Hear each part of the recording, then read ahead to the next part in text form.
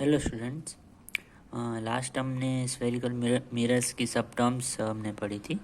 अब आगे, the diameter of the reflecting surface of a spherical mirror is called its aperture. Aperture मतलब कोई भी रिफ्लेक्टिंग सरफेस है उसका डायमीटर।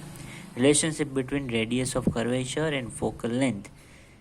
जो स्फेरिकल मिरर में जो हमने टर्म पढ़ी थी रेडियस ऑफ कर्वेचर और फोकल लेंथ, उस वो दोनों का रिलेशन क्या है?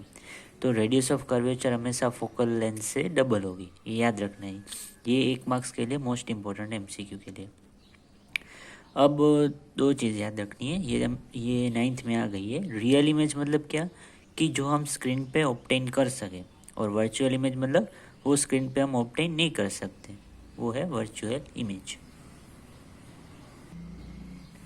ओके, तो आगे हमें देखना है कि अब हम कॉनकेव मिरर पे अलग अलग पोजीशन पे जब ऑब्जेक्ट को रखेंगे तब हमें उसकी इमेज कैसी मिलेगी, कहाँ पे मिलेगी, वो इमेज की साइज़ कितनी होगी और वो इमेज का नेचर कैसा होगा, वो हमें ये टेबल में से देखना है। और ये टेबल भी एमसीक्यू के लिए मोस्ट इम्पोर्टेंट है।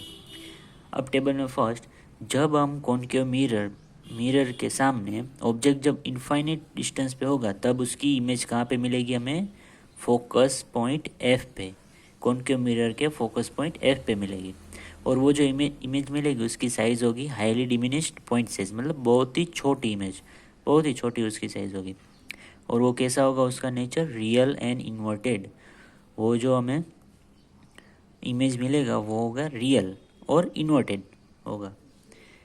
दूसरा, जब हम ऑब्जेक्ट कॉनकेव मिरर के सामने सी से थोड़ा दूर रखते हैं तो उसकी इमेज कहाँ मिलेगी?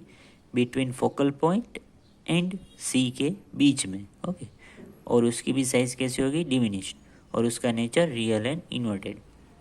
अब जब हम ऑब्जेक्ट को सी पे रखेंगे, ठीक है, तो हमें इमेज भी मिलेगी सी पे ही, और उसकी साइज़ होगी इमेज की ऑब्जेक्ट की साइज़ जितनी ही, और उसका नेचर रियल एंड इन्वर्टेड।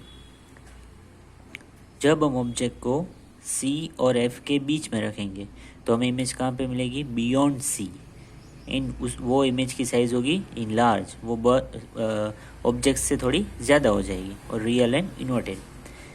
जब हम ऑब्जेक्ट को फोकल पॉइंट एफ पे रखते हैं, फोकस पॉइंट एफ पे रखते हैं, तो इमेज कहाँ पे मिलेगी हमें? इनफाइनाइट डिस्टेंस पे मिलेगी, और हाईली इनलार्ज, वो ऑब्जेक्ट से बहुत ही ज़्यादा बड़ी हो जाएगी, और उसका नेचर रियल एंड इन्वर्टेड। तो यहाँ तक सब ये पांचों पॉइंट में हमें नेचर कैसा मिलता है? Real and inverted.